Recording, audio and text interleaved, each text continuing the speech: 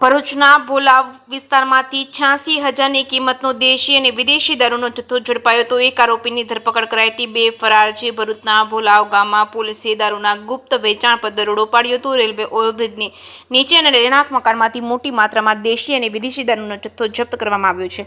નાયબ પોલીસ અધિક્ષક કચેરીના પોલીસ ઇન્સ્પેક્ટર ડી.એ. ઝાલાના માર્ગદર્શન હેઠળ આ કાર્યવાહી કરવામાં આવી છે। ભોલાવ ગામના જતીન સુરેશભાઈ પટેલ નામના મકાન અને ઓવરબ્રિજની નીચે દારૂનું વેચાણ થતું હોવાની બાતમી મળી હતી।